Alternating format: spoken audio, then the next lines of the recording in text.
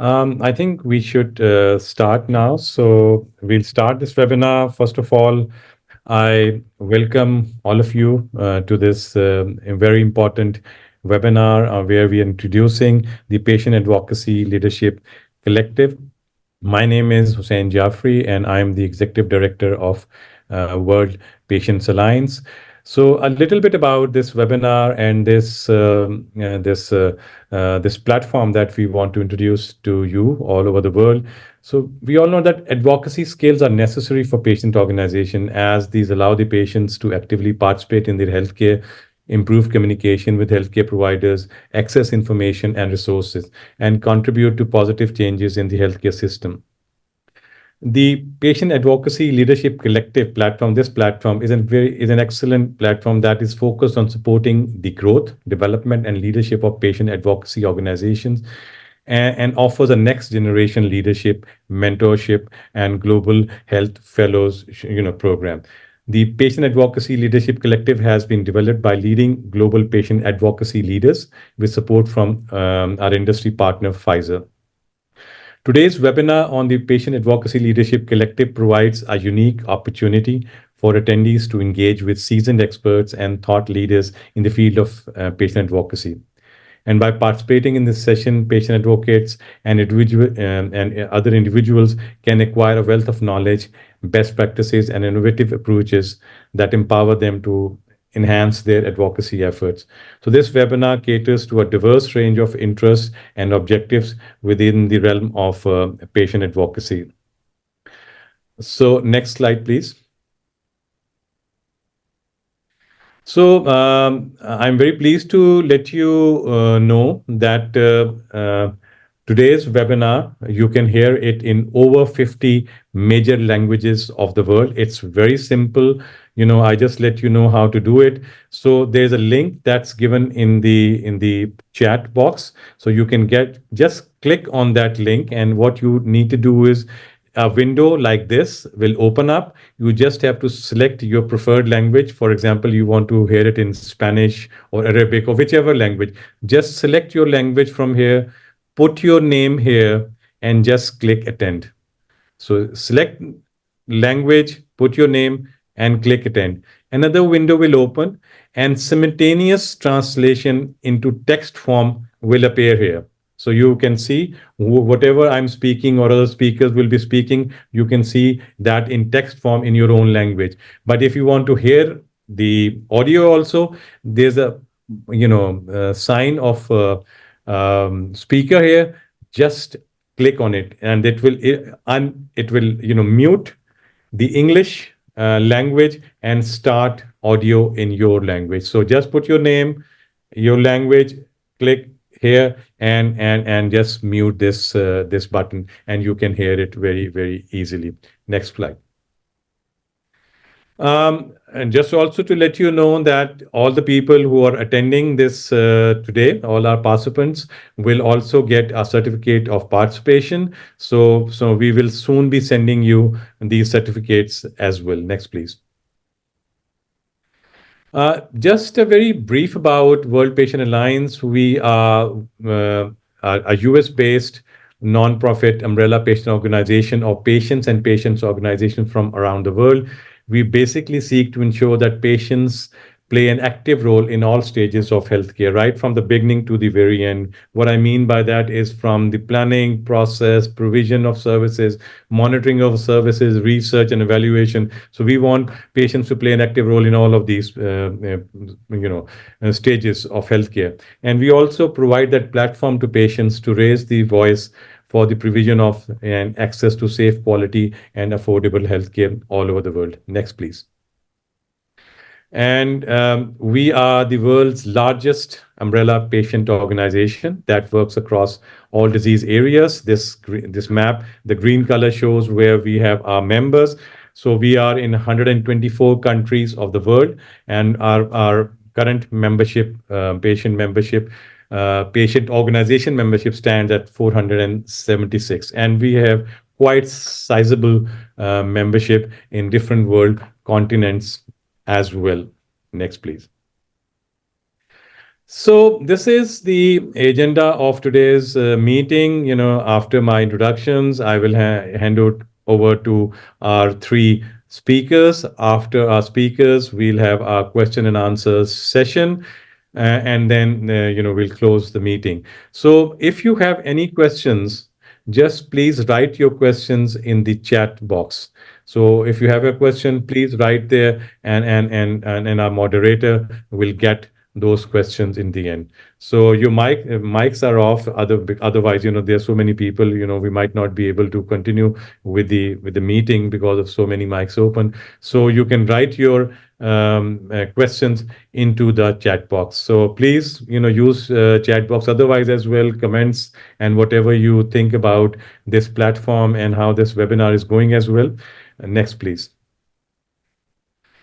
And these are, a distinguished line of speakers that we have today. I'll introduce them one after the other. Next, please. First of all, let me introduce Emma Andrews. Emma Andrews, who is the Vice President of Global Patient Advocacy in Pfizer and responsible to integrate the patient's perspective across Pfizer's initiatives. Emma is a doctor of pharmacy and joined Pfizer in 1999, holding various roles in operations, research, and strategy. Emma is driven by Pfizer's missions to bring breakthrough to patients worldwide. Emma is committed to reducing healthcare disparities and advancing health equity. So I will request Emma for her presentation on and giving us an overview of the Patient Advocacy Leadership Collective. So over to you, Emma. Thank you so much, Hussein, and thank you, Andrew, and the World Patient Alliance executive team for this opportunity for us to talk about a project that is near and dear to our heart. So good morning, good afternoon, good evening to all of you joining us from all around the world. It's indeed an honor, and we're so thankful that you've taken time out of your busy schedules to spend the next hour or so with us. So I'm really excited to have this opportunity to talk about the Patient Advocacy Leadership Collective. Next slide, please. So why did I start by saying that the Patient Advocacy Leadership Collective is a project that's near and dear to my heart? It is near and dear to my heart because of the approach we took. At Pfizer, we strongly believe that when we engage with patients and patient advocacy groups, we need to start by listening and learning from them. We need to make sure that we act as partners with accountability and integrity. So whatever we deliver is of value to them and also improves outcomes for them and those who care for them. And that was our approach with the Patient Advocacy Leadership Collective. It started by engaging a group of global advocates, global patient advisors that are really representative of advisors from around the world. And we asked them, what is really top of mind for you and your memberships? And what we heard loud and clear was that one of the most pressing issues was around capacity building. Capacity building for patient advocacy groups, as well as identifying the next generation of leaders. So that was the essence, in fact, when the idea started around creating the Patient Advocacy Leadership Collective. So what is it?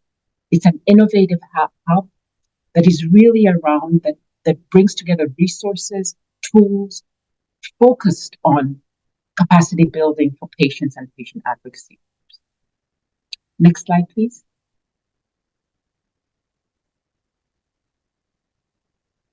And the Patient Advocacy Leadership Collective really has three pillars. The three pillars I mentioned, one of them is around the Next Generation Leaders Program. This is around curated tools and resources that are for current and future generation of advocacy. We also wanted to make sure that we're connecting. Another thing that was really important around capacity building is around mentorship. So the beauty about the mentorship program is that it's a mentor match. And this way, based on skills and need, someone in Indonesia connect with someone in Uganda, for example, and form a mentorship program or mentorship collaboration where they learn from each other. So advocates have the opportunity to sign up as mentees or mentors. And I'll go into more detail as we move along in the presentation. And then the last pillar that I'm also really excited about is that there's an opportunity for us to deploy our most valuable asset, which is our colleagues, around short-term field-based volunteering opportunities with patient advocacy groups. And again, this is still in pilot phase and is not open everywhere, but the pilot will focus on sub-Saharan Africa. Next slide, please. And one thing that I wanted to also mention is that as much as this is powered by Pfizer, the oversight of this and the co-creation of this was with our global partners, and then the curation of the courses was overseen by an independent faculty that really was independent in nature, and they had the liberty of really choosing what they knew their membership would be of value for their members. And as you can see, we really worked really hard to make sure that there was representation from different parts of the globe. Next slide, please. And let me spend a little time talking about the co-creation process. So we talk about co-creation, we work with this global board of advisors, we have an independent faculty. But what did co-creation really look like? The first step, like I said, is that even though we heard from the global board of advisors saying this was a need, we really wanted to make sure that we went further and asked advocates like yourselves what really was needed for to be part of what should the courses be? What should the mentor match program be for the patient advocacy? So what we did a survey focused on a needs assessment. There was a survey as well as in-depth interview with, I believe, over 100 and close to 120 patient groups that in 26 countries, where we really did a needs assessment on finding out exactly what the courses should be, exactly what the gaps are, and with that information, our independent faculty then had that knowledge and could say, okay, how are we going to create then these courses for the collective? Next slide, please. Oh, this is the slide I was looking for. So again, I really want to emphasize again how co-creation process was really important for us. So the needs assessment was taken that I said earlier, and it was a survey and an in-depth interview. And we were able to hear from 115 PACs from 26 countries who completed a skills finder survey. And that really enabled us then to get information on what content would be in the. And I'm really pleased to say that when we launched the website, we had 133 registrations with over 1,000 unique visitors. And we had 57 PACs interested in being mentors and 61 seeking mentorship. And also that we're in the process now, and I'll give you an update later on when we go on in the presentation, the next couple of slides, of where we are with the Mentor Match program. And these are some of the quotes from the faculty on what their thought was in terms of their immediate thoughts about the Patient Advocacy Leadership Collective. And I'll quote one from Ava, who said, nobody ever took an idea that we had all together and made it happen within less than 12 months. We didn't feel at any point that you were like directing us, and I really appreciate that. I think I speak on behalf of all of us to say that it's really heartwarming, and this is exactly what patient centricity should be. That's Ava Villalba, who is a patient advocacy leader from Canada. And so again, this is just, and the other quotes there from Dr. Sosan, from Regina as well, because when we launched this, when we started in January, we really were very intentional making sure that this was led by people who knew, people like you on the phone, patient advocates and leaders who really knew what the gaps were and what were the needs were. And we're really grateful for the input in this. And we're really pleased that we're able to launch this in less than 12 months. Next slide, please. So spend a little time again, going a little deeper into the Next Gen Leader Program. So the Next Gen Leader Program, as I mentioned, is a program that was curated by a global faculty of patient advocacy organization leaders, and with input from patient advocates like yourselves in over 26 countries. And the courses that they had access to in partnership with Coursera, and these courses are accredited courses from academic organizations and institutions around the world. And some of the courses are really focused on business leadership, communication, research, and public health, and all are around capacity. Next slide, please. And then the Mentor Match program, again, this is one of the pillars again. And I'm pleased to say that it's officially open, and a survey is available for advocates to take, and they can let us know what their it's a really detailed survey because we're able to ascertain what your strengths are and whether you're interested in being a mentor or a mentee. But the registration is limited at this time as we really try and figure out how it's working. So in its first reiteration, I think we're getting ready to deploy, 30 pairs, which is really great as well. And I also want to stress that this is also, again, the matching is not done by Pfizer. It's performed by a third-party administrator. And once the matches are done, then it's over to you. It's up to the pair to then really manage that relationship with yourselves. And you can report back and say how it's going. But it's really managed independently. And then once you're matched, then it's up to you guys to really establish a schedule of how you want that relationship to go. And there are frequently asked questions and even a guide guiding you and giving you some input on how that mentor-mentee relationship can happen. So I think that's all from me, but I'm looking forward to the Q&A session. And with that, I'll hand it over to you, Hussein, to introduce the next speakers. Thank you so much for your time. Thank you very much, Emma. And we'll definitely have questions after we have completed the presentations. Now, I will request two of our next speakers for their combined presentation. The first, let me just introduce them, and this is Ron Dimakulugen. I'm sorry, I can't, pronounce it properly. Ron Dimakulugen. He is the Director of Digital Client Partner at Pfizer and serves as a digital strategic lead for patient advocacy, global policy, and U.S. government relations. Since joining Pfizer in 2009, Ron has held crucial roles, including leading the Health Equity Roadmap and spearheading Oncology Patient Engagement Initiative. And joining Ron is Namrata Raval Bhatt. She is the Director of Corporate Affairs and Delivery Lead for Pfizer Digital. She brings over 17 years of digital experience. She leads innovative solutions for global audiences, focusing on patient empowerment and support.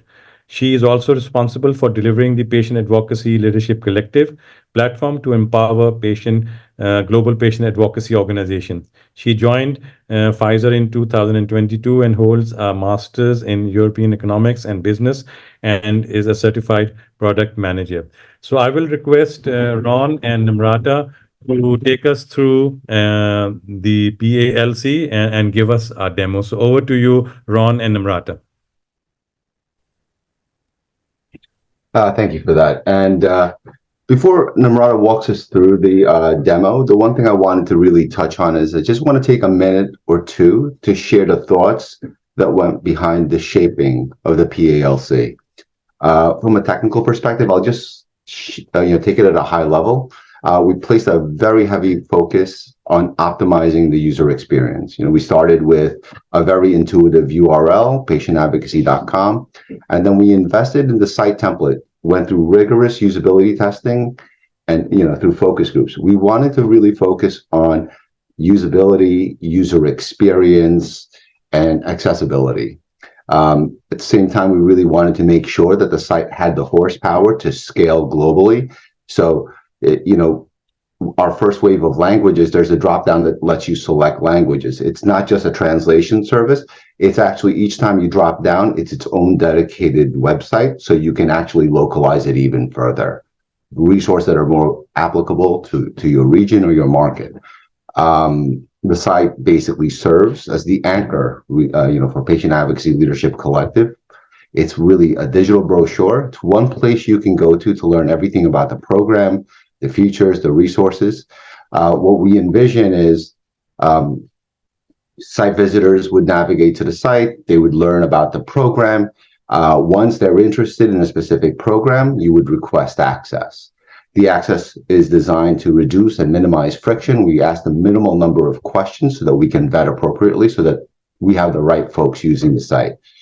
In short, Namrata will take you to the workflow, and really want to sort of hone in on the simplicity of it. It's, you go to a single site, patientadvocacy.com, you browse, you peruse, you see something that you perhaps is interested in, you make a request for access, the request is vetted, you're approved, it unlocks all the features and resources that are available to you. So that's basically it. Browse, read up, request access, and then it's unlocked. And then Namrata is going to take you through that experience right now. Thank you, Ron. I'll start by sharing my screen, which will help the users more resonate to everything that we just said, and we'll take it forward from there. But Ron, feel free to chime in as I am going through the site myself as well for our users. So this is the Patient Advocacy platform. This is the platform that Emma just explained to us, which was co-created with patient advocates and partners around the world. On the homepage, we have a very simple design which takes you to the scope of the intention behind creating Patient Advocacy Leadership Collective. It gives a great overview and some amazing content that provides insight and tools to help patient advocates further help patients themselves. Just scrolling through the first homepage of the site, it gives access to various tools, like I mentioned, and the resources. We have provided certain checkpoints for the users to gain access. Now you can either click here, or from the top hand corner, click get access. If you're interested in getting access into the site, there will be a simple form which you will be required to fill up: the name, the first name, last name, name of your organization, email ID, and the organization's URL. This request, when submitted, it will be reviewed by our patient advocacy admin teams, essentially Emma's team, who is constantly in touch with the patient advocacy groups around the world. So that way we will be able to restrict and authenticate only the users who will value the most the content and the programs that we have created for them. So once you have requested access, you will be getting an approval email, which you will go ahead and register yourself, and then come back to the patient advocacy site to further hit login.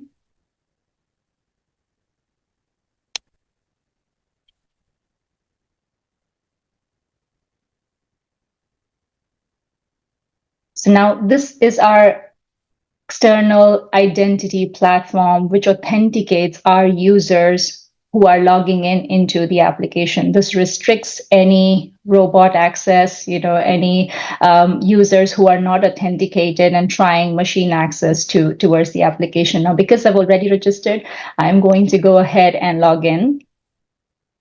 I understand there is a slight lag, but we also have a video for the entire process that I'm going to go through right now, which you will be able to review in case you're interested in getting access and logging in further. Yeah, and all these resources, FAQs and videos will reside within the Patient Advocacy Leadership Collective home site, which is patientadvocacy.com. Correct. So now that I'm authenticated into the application, I come into the application and I'm able to see a customized dashboard for myself. I see there is a warm welcome to me saying Namrata is, I think there's a slight lag in the display, but So there's a warm welcome note there for me, as well as the programs that I have here at my disposal. So because I am registered as a user from outside US, this Clear AI file is grayed out to me. This is an application which is a health literacy tool available to all our users within US to access the tool to work through the literacy documents and review them and have them reviewed.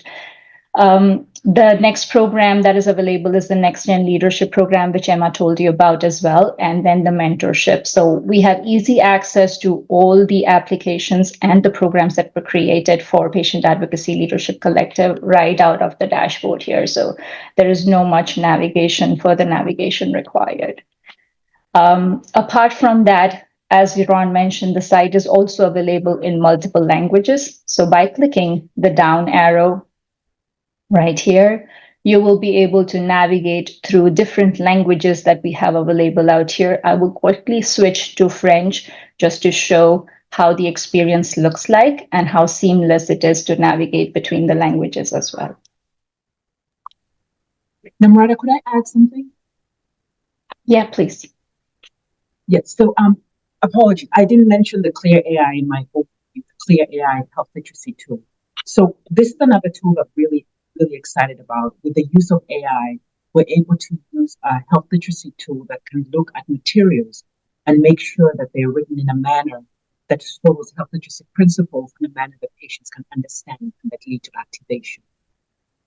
Right now, the Clear AI literacy tool is not only available in the US, and we're working diligently to see how we can promote that beyond the US. But right now, that tool is only available in the US. Thanks, Namrata. So just a second, sorry, Emma, your voice is breaking up. So maybe I think there's some issue with your mic. So if you might, I think would like to speak nearer to the mic. So I think we can hear everybody good, but Emma, you are just breaking up. Over to you, Namrata. Can you hear me? Thank you. Yeah. Yeah, we can hear you better now. Yeah. Okay. Yeah. I would just like to take 1 extra minute to navigate quickly to Next Gen Leadership Program, just to give you guys how seamless it is to navigate between the programs from the dashboard once you have access into the application. So I simply click on this tile which says Next Gen Leadership Program. I click OK, and then I will be navigating to the platform that is created for Next Gen Leadership. Only if it takes me, I think because of the bandwidth, it might take a little longer. Right? And this is the Next Gen Leadership Program that we have, again, co-created along with our patient advocate groups, just to meet the interest areas and the courses that will really resonate with them. I know the browser catalog is probably a little laggy and loading, but here you have access to all the programs that are available at your disposal for our users. Okay, that brings me at the end of my presentation, essentially. And that was Patient Advocacy Leadership Collective for you. Along with this presentation and the notes that you get back from Jeanette and team, you will also have access to the FAQs as well as the detailed instruction on how to gain access into patient advocacy leadership. Thank you, and back to you, Jeanette.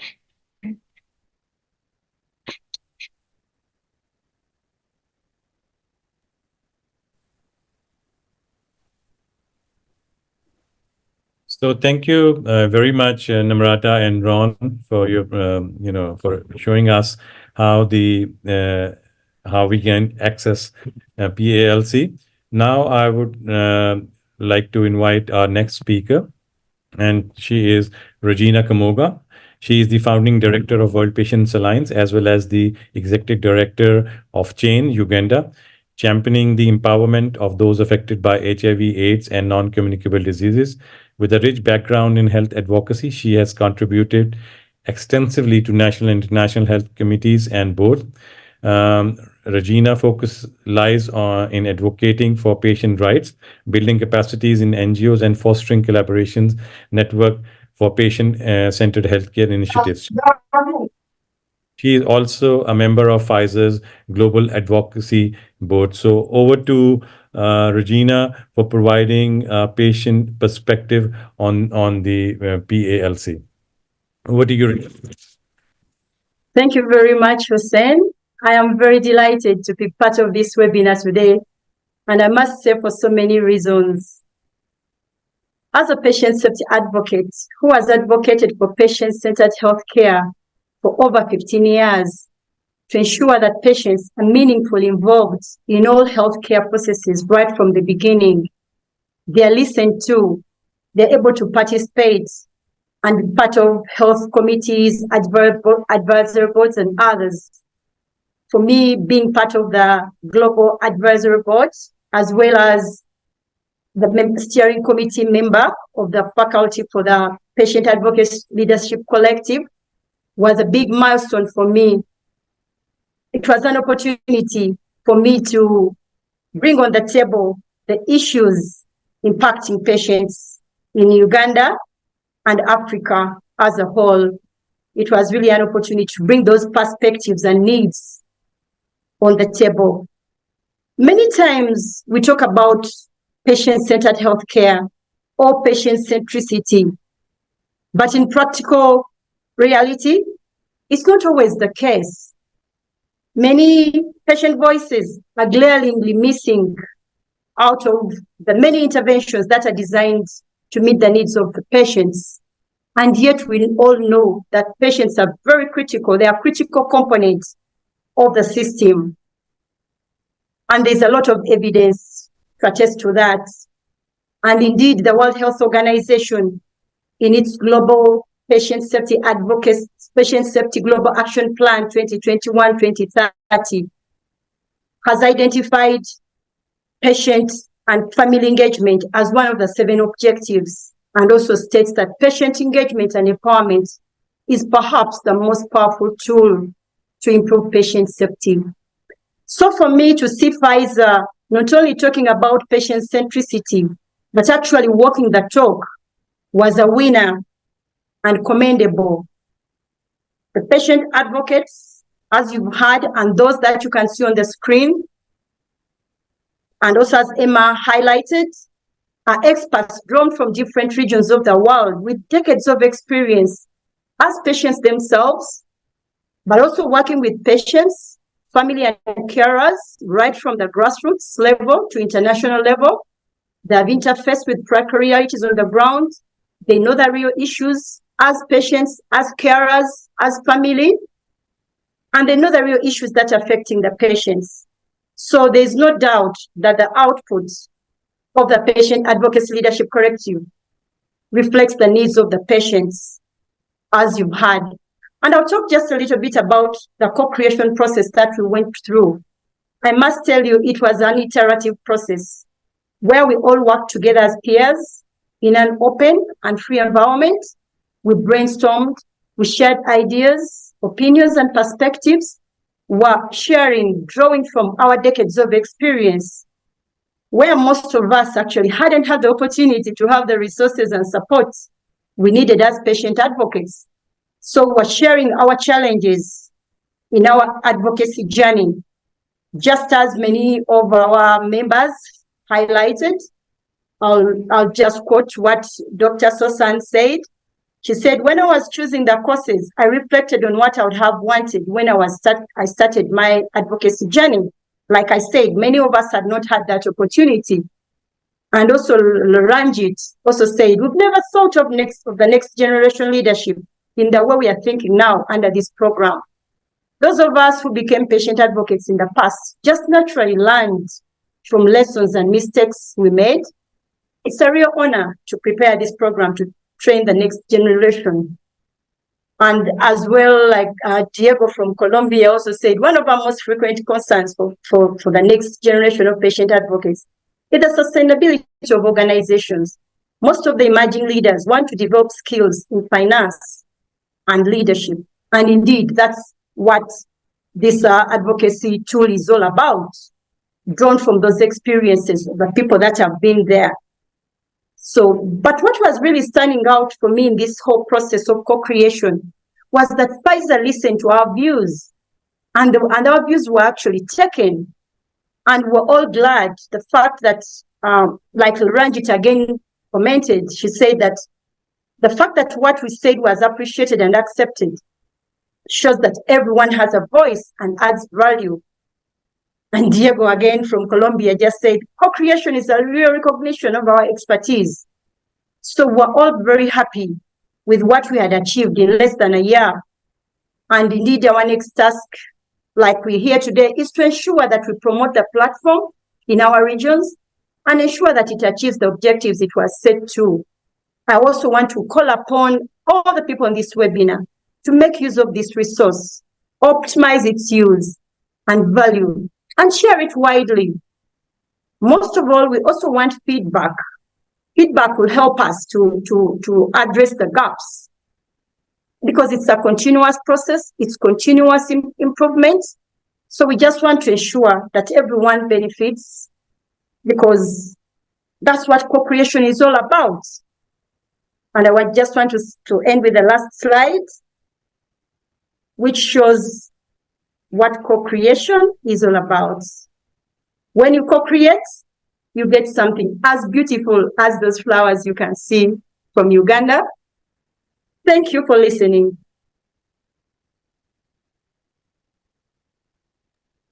Thank you very much, Regina, for your very insightful presentation. Now we move to our question and answer session, and let me introduce our moderator for this session, which is none other than Andrew Spiegel, the chair of the World Patients Alliance. Andrew is also the CEO of the Global Colon Cancer Association. He's a seasoned patient advocate. So over to you, Andrew, for the question and answer session. Sure. Thank you. Thank you, Hussein. Thank you, Emma, and all the speakers. And thank you, Regina. This was really informative, even for me. So, Regina, those flowers are quite beautiful, and it makes me want to come to Uganda when it is below 0 Celsius here in the United States. Those are some beautiful, appetizing flowers. So, okay, so let's get to the questions and answers. We've got lots of them that are coming in. And the first one is for Emma. Is the platform only limited to patient advocacy groups, or can patients participate as well? And is it free?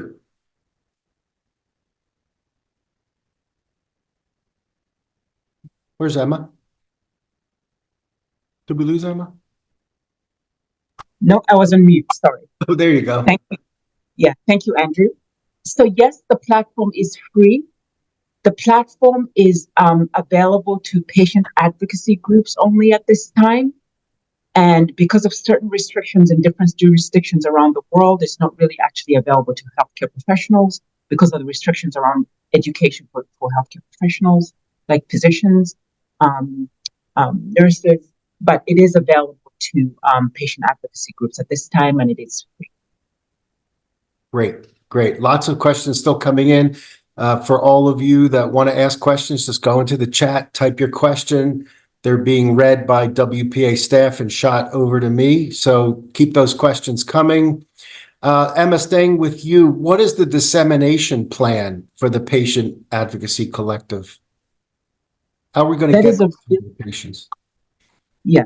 So one of them is really, so today's session is so exciting for us as a panel, and we're really grateful for WPA for the opportunity, because this is one of those opportunities for us to generate awareness about the Patient Advocacy Leadership Collective. So this is the start of the journey, and we have more external communication activities planned for this year, including a lot of social media, messages, etc. And we also had some pre-registered users from the pre-launch activities, but now we're working to make sure we bring PALC, the collective, to a much wider audience.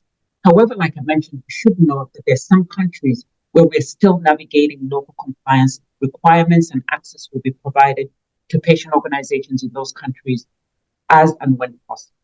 But for the most part, people can go to the link and register. You'll be vetted to make sure you're part of a patient advocacy group, and then you'll be granted access, unless the issues we're working through, compliance issues. There's some countries that are on the green, some countries that are orange, some countries that are red, but we're working to really navigate the compliance requirements for each country. Mhm. And is there a plan in place to ensure that the Patient Advocacy Leadership Collective gets to lower and middle income countries that need it the most? That they all don't have the best internet and access online like other countries. So what is the plan, or is there a plan to get to those countries as well? That is a really excellent question, and I really applaud Regina for bringing it up as we were developing this. So the next gen content is delivered via Coursera, which is an independent online learning provider. So however, many of the recommended courses have options for low bandwidth settings, such as low res video, downloadable transcripts, and audio only options. So those are options that our advocates in low and middle income countries can have access to. And in the future, we'll also consider how to provide next-gen resources to places with no internet access in the next phase of the program. And then Mentor Match currently does require internet access to register, and you can do that via patientadvocacy.com and receive matching emails. But once mentoring pairs have been established, they can determine a method of communication that works for them. It can be telephone, SMS, then an ongoing internet connection is not required. And the preferred method of communication is taken into account when performing the matches. Okay, So go ahead. No, like I mentioned earlier in my presentation, when you're registering to be a mentor or mentee, one of the questions is actually your preferred method of communication, and that way we're able to match up a mentor and a mentee according to that as well. And one of the questions came in on exactly that point. How do you register for the mentor-mentee program? And actually, I can pass that over to Ron and Namrata, but you actually go to advocacy.com, but I'll pass it over to them. Yep, I can take that, Andrew. So if you would like to know more about mentorship program and also register for it, the simple way is first to get access on to PALC platform. And when I was sharing my screen, I also showed the dashboard. So it's from the dashboard, you will have a tile for mentorship program, which when accessed, you'll be able to fill in your preferences, and then you'll be engaging yourself on the mentorship program when it is full-fledged. Right now, the mentorship program is just a questionnaire to absorb the information that you need, and we will match you to the right mentor or mentee when we have your intake form. Yeah, Andrew, to build on that, you won't be able to see that form until you get access. Yep. Until you get what? Access to the system. So it's a digital brochure. You can look through it, but you won't see that form, that matching form, until you've been granted access. Once you've been vetted and you complete that form, that's when the matching and the pairings take place. Yeah. Until you log into the application, until you log on to PALC, have your own account, and then you'll have access to all these programs. Yeah. There's so many questions. I'm just going to keep coming. Can you help us with examples of issues that can be addressed on the platform, and exactly how is the mentorship program implemented? Is it matched by a third party, followed by communications through email and meetings? Are there established pathways to follow? Who wants to take that? So maybe I can kick us off, and then Ron and Namrata, please feel free to jump in. So once you access the platform and you're granted access and you get the intake form for the mentor match, you then fill out whether you have a skill that you'd like to share, or whether there's a gap. So you can sign up to be a mentor or a mentee. You say what your preferred method of communication is, etc. Once that intake information is done, it's not Pfizer that's doing it, and an independent third party taking all that information and making sure that a mentee is matched up with the appropriate mentor. Once that match is done, an email will be sent to the pair, and then it's up to them now. Then that is given over to them, and they can then communicate how they want to communicate. However, we do have almost like a document that gives you an idea of what a mentee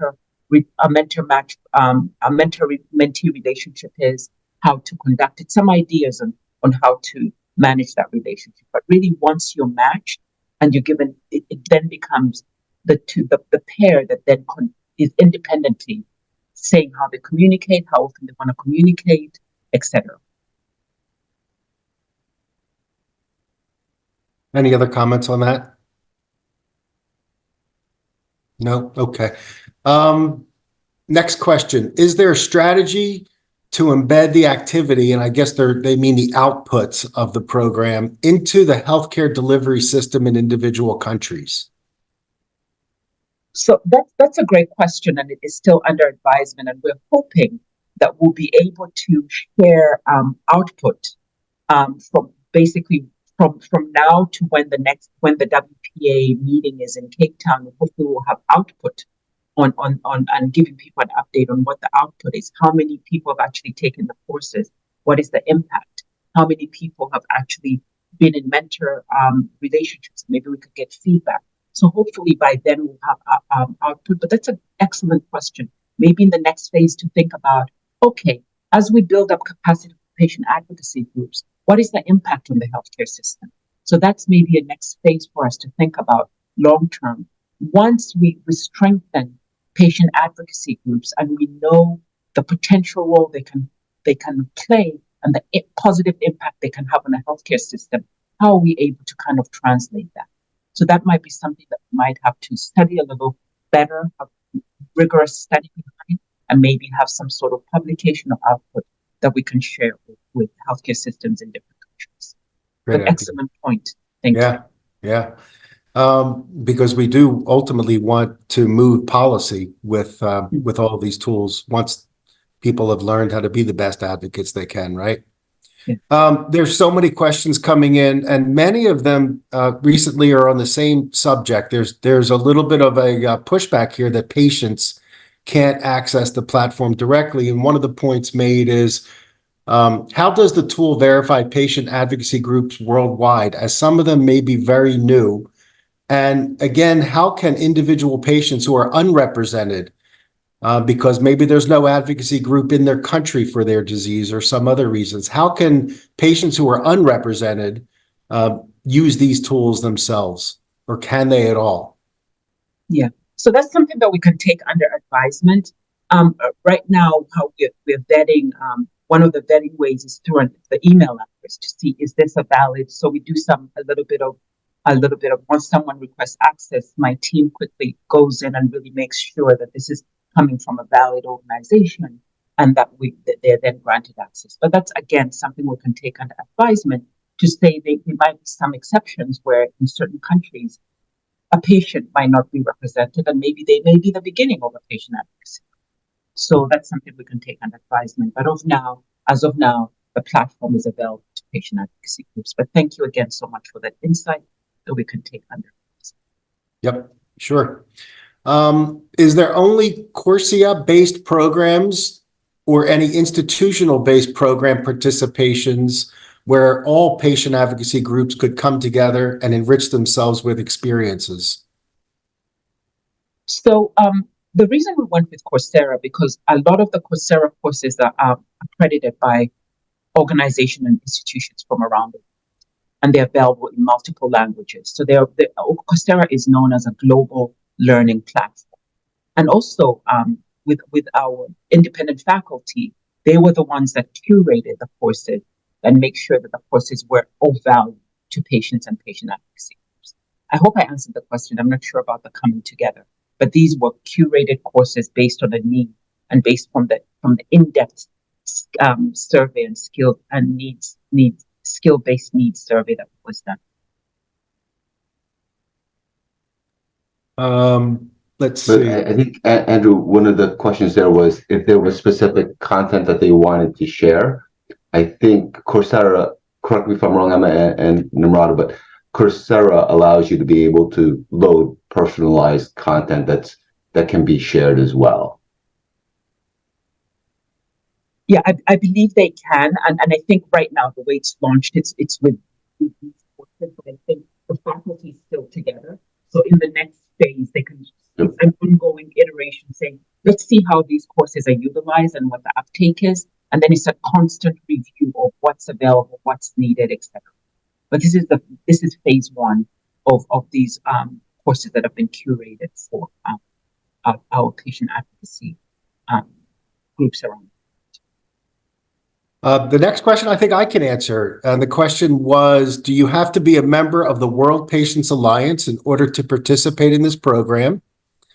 And if so, how do we become a member of the World Patients Alliance? And the answer to that is no, you do not have to be a member of the World Patients Alliance. This is open to all patient advocacy groups around the world, but we certainly do welcome you to apply for membership. If you are a patient advocacy group in good standing, you should go to our website at worldpatientsalliance.org, worldpatientsalliance.org, and you'll see how to apply for membership right under the membership section. I know right now we have about 10 pending membership applications. It takes about 2 weeks for the membership committee to make a decision, and then that recommendation to go to the full board and the decision to be made, and then we get back to you.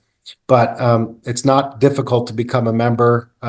You just have to be in alignment with us and a member in good standing. So again, worldpatientsalliance.org is where you can find information on being a member, but this is open to all patient groups around the world, whether you're a member or not. More questions still coming in. Who can we contact for questions and independent considerations about the program?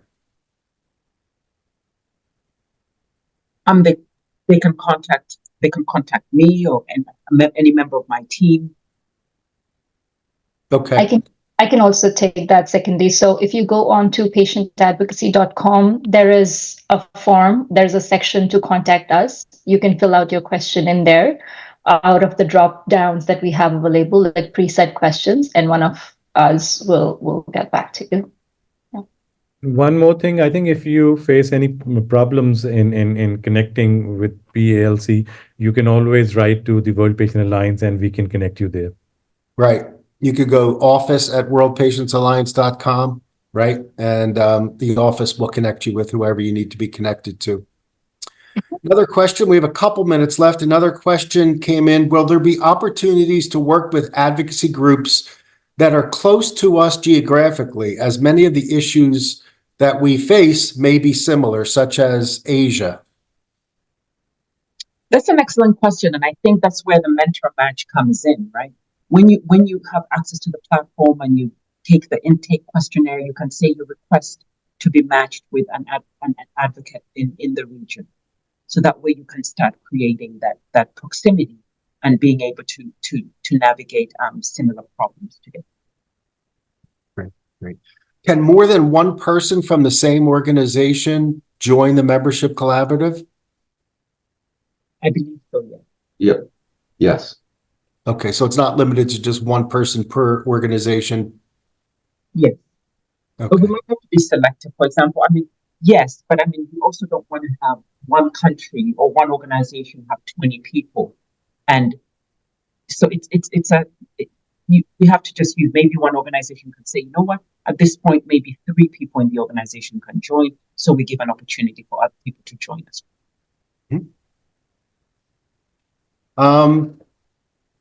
Madiha, I think you have your hand up. There's somebody that has a hand up here. I don't know if they're able to speak, or you could just type in the chat. We have only about 2 or 3 minutes left. If anybody has any further questions, put them in the chat. Do any of the panelists have any final remarks they'd like to say?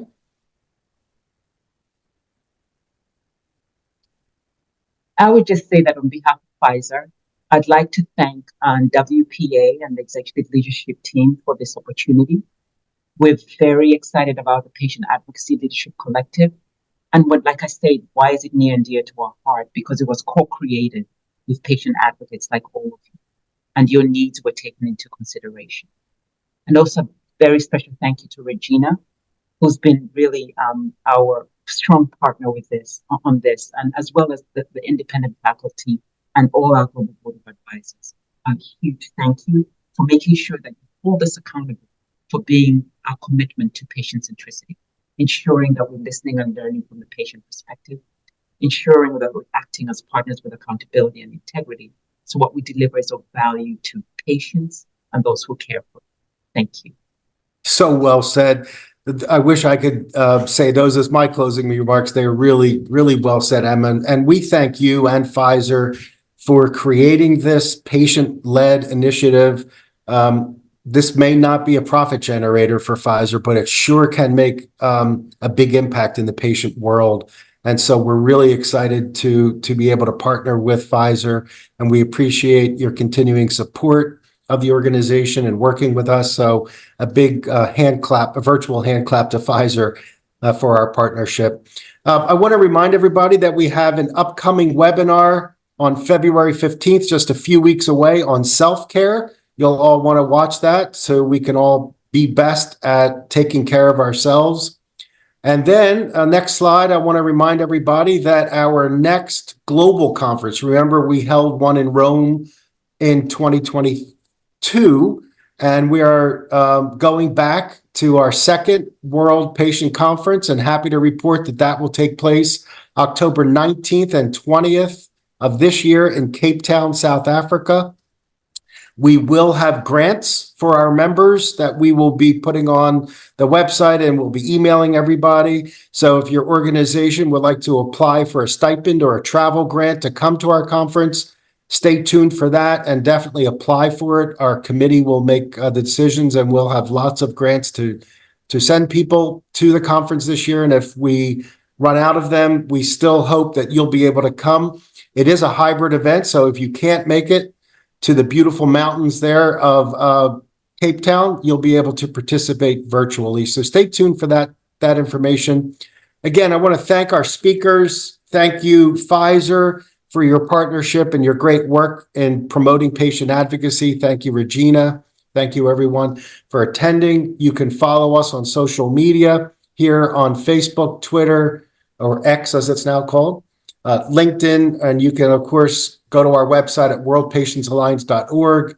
As I said earlier, if you're interested in membership, that is where you'll find the membership application. And I want to thank the hundreds and hundreds of people who attended today. We hope you found this interesting, and we hope you will join the membership collaborative and the mentorship program. And thank you all. We'll see you at the next event. Bye-bye. Bye, everyone. Thank you. Thanks, everyone. Bye-bye.